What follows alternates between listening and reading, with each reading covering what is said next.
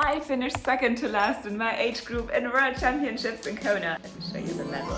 And I have never been prouder. It took me a while to do this video for the simple fact that I didn't get to rest for a minute. I had my mom's birthday right after Kona and I took her to Las Vegas. We had the best time ever and I have not been on my phone at all.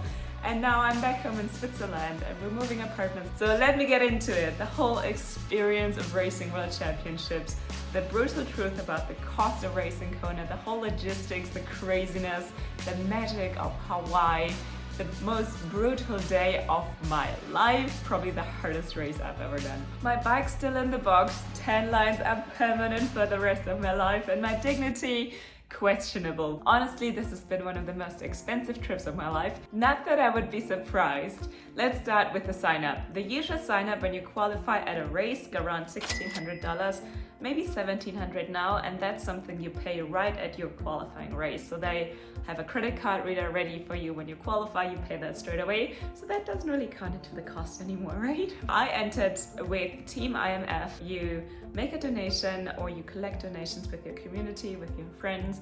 That's somewhere between $15,000 and $20,000 or $30,000. I worked with my brand partners to achieve that, and I'm honestly insanely grateful for that opportunity because obviously it's a lot of money, but then again, Kona is like the dream of a lifetime, so why not attempt it and fundraise and do something good and make a big difference to the communities you race in. One of the most important parts of your journey is gonna be the flights. You can't just book any flight because you gotta check for bike availability, for the cost of the bike, and that differs so much, but I feel like it has gotten better. My flights were around $2,000 with Lufthansa. I came from Munich, I stopped over in Los Angeles, and then I took, I think, a United flight to Kona.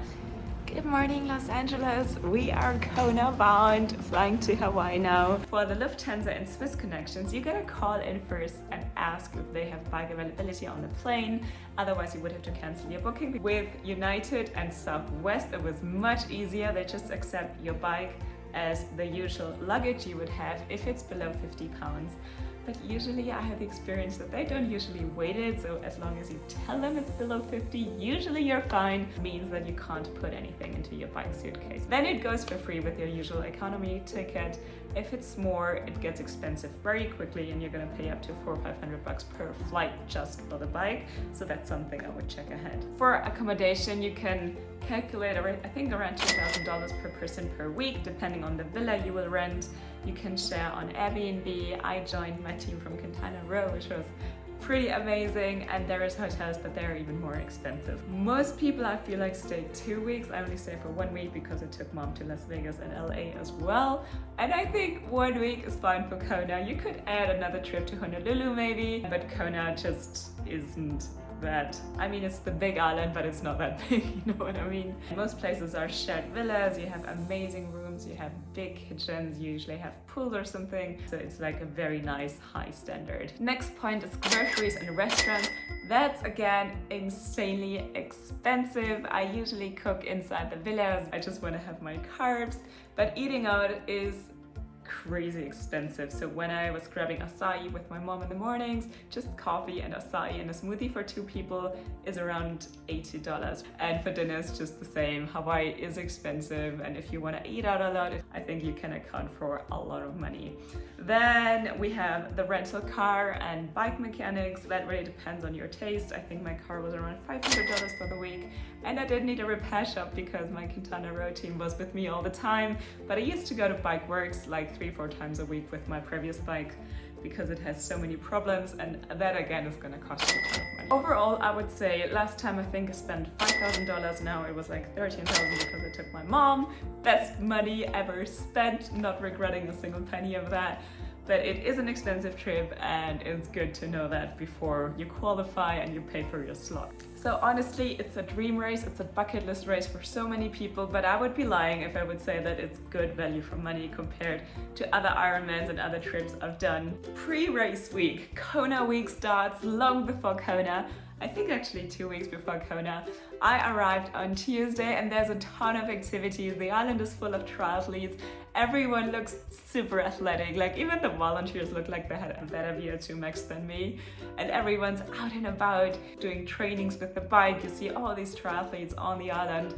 This time it was only women, of course. With the men, I imagine it's like pretty fun as well. We started off Tuesday, we arrived on the island and we went straight to check in because I want to have my backpack, I want to have my bib.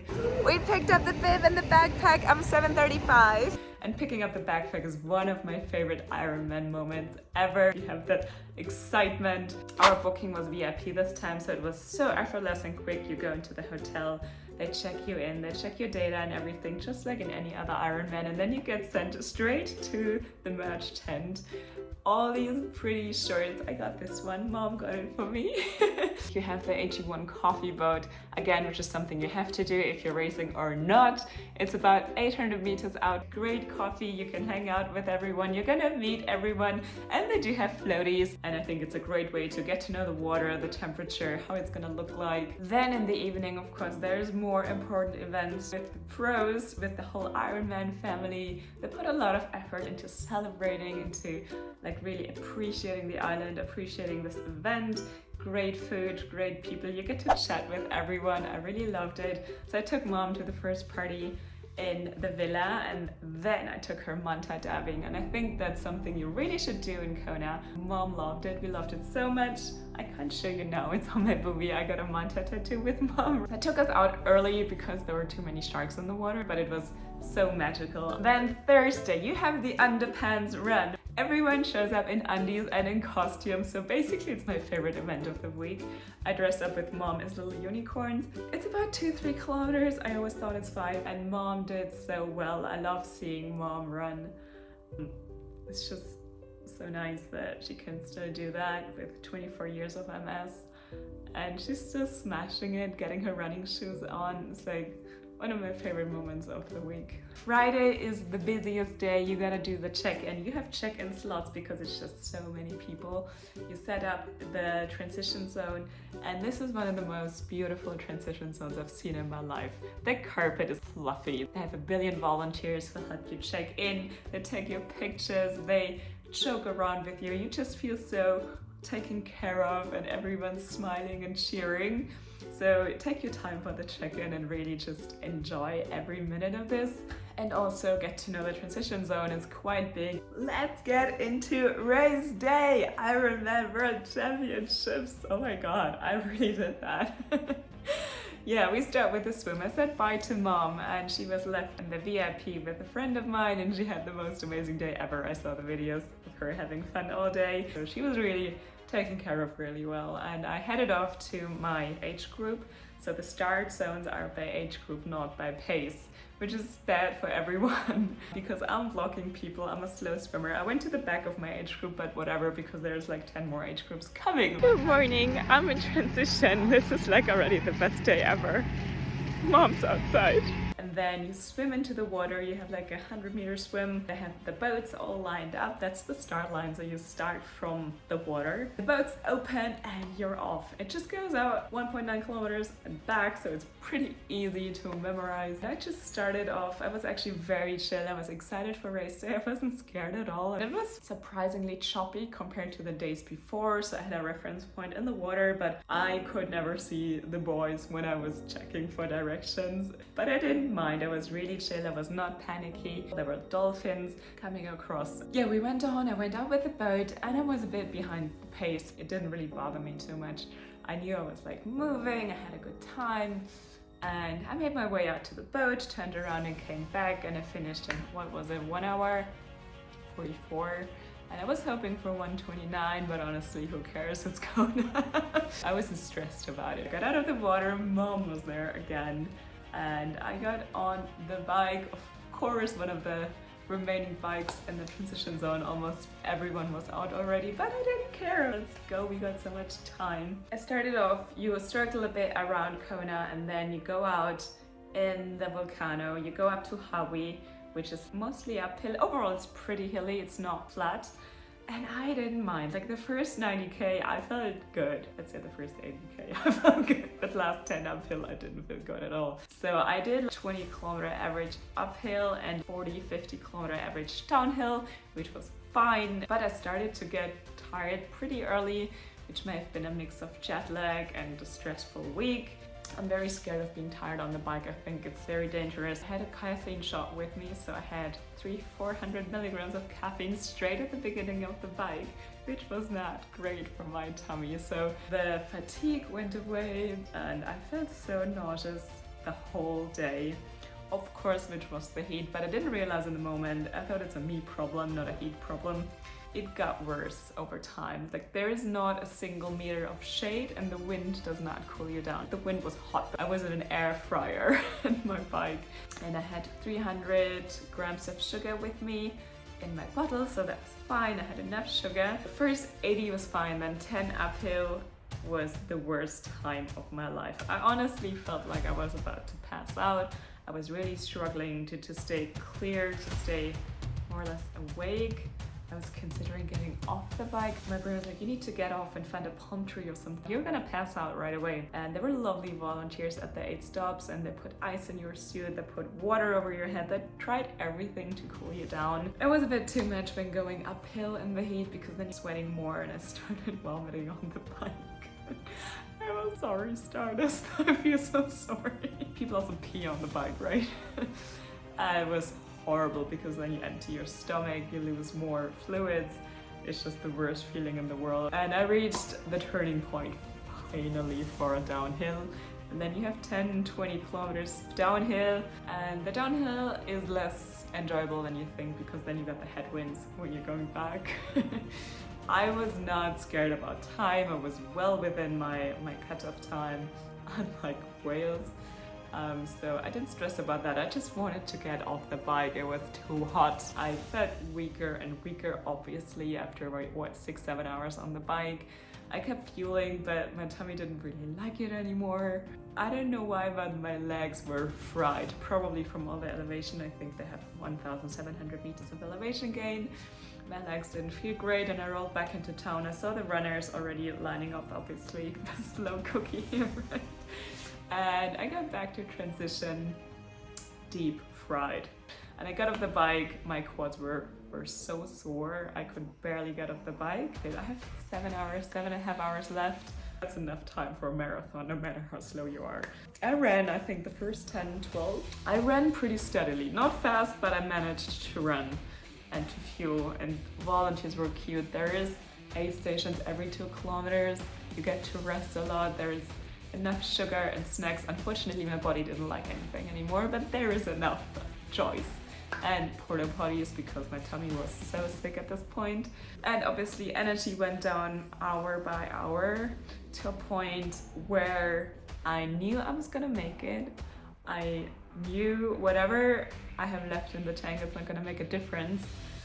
So I continuously lost the drive because I felt so weak. And we got out of the town and you go down to the energy lab, which is the lowest point of the run. Insanely dark, and that makes you tired even more in your head. But this time I had a headlamp. Last time I was running in the dark. For sure the slowest, but probably the worst marathon of my life. Found a friend. And we bonded, we trauma bonded. And we sort of run-walked the rest to a point where we couldn't even run anymore. At least it was less miserable sharing the misery. We made our way back into town, back into Kona.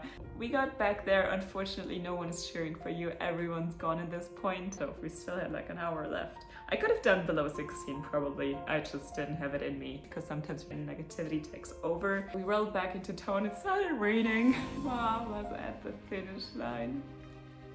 One of the best moments of my life. It's so perfect for me. I love you so. And I felt so sorry for her because she had to wait for 16 hours and I was so worried about her with the MS and the weather and the conditions. But Mom waited all day. She had the tracker on her phone and she had my friend joining her. Yeah, we were at the finish line and they welcome you with these beads first, and then you get the medal, and then they always have like volunteers to take care of you. They're not leaving you first step. And then there was this beautiful, amazing buffet in the back. So much food, like pizza and ice cream and fries. And I had a bite.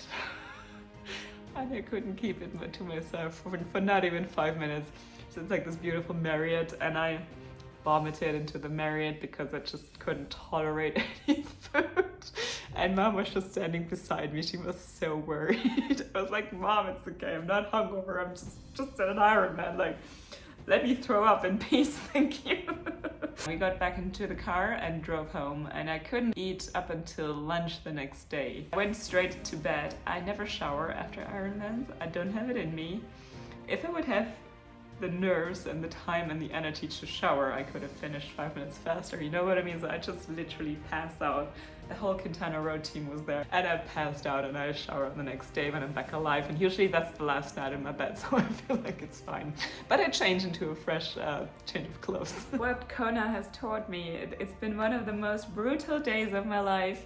And yet people were about to make fun of me online for my 16 hours and how I belong to Kona and what I'm doing there. Doing an Ironman in 8 hours is hard. Doing an Ironman in 10 hours is hard. Doing an Ironman in 12 and 14 hours is hard. And fuck yes, doing an Ironman in 16 hours is really hard. I think it's been much harder than Kalmar, for instance. I have so much mad respect, also for the slow marathoners. Like being out there for 5-6 hours, what the hell? This takes so much grit and persistence. I have respect for everyone just being at the start line of this. I didn't know about the pros who dropped out. I was just thinking like, I suck today and it's a me problem. But learning that Lucy and Taylor dropped out and seeing the videos made me really sad. These machines had the hardest time as well, obviously. But it made me even more proud that I didn't stop and I made one step after the other. It's never about racing others, it's always about racing yourself and doing the best that you can do on that day. And if you can do that, you can be incredibly proud of yourself. And this was definitely the best that I could do. And I'm proud of that. And that was enough. And honestly, at the airport, no one's gonna ask you about your finish time as long as you have the medal. So yeah, will we go back to Kona? I mean, that's something I answered 2 years ago and I said no because I've done it. And now I was back. But this time, honestly, it's a no. Not just because they changed the qualification system. I would never stand a chance again to get a slot. Of course, you can always join with the foundation. Also, I feel like after having it done 2 times, 2 women-only races, which is crazy, I feel like for now, we're good. I might re-qualify when I'm age group 60 to 65. But personally, for me, value for money doesn't sit quite right because there is amazing other events where you spend a lot less. I mean, usually I think we spend like 2 to 5k on an Ironman weekend when I go with Roger, which is still a lot of money, but a lot less than Kona, obviously. I don't thrive in jet lag situations, and having a 12-hour jet lag makes me more tired, makes me consume more caffeine, makes my tummy more sick, and makes it less enjoyable overall. Hate me for this. I feel like it's not the prettiest course in the world for that money that you're paying. It's fine. It's very straight. It's like just a straight road in asphalt, which is an insane mental game. I have so much respect for the people who do this. It's just not my favorite course in the world.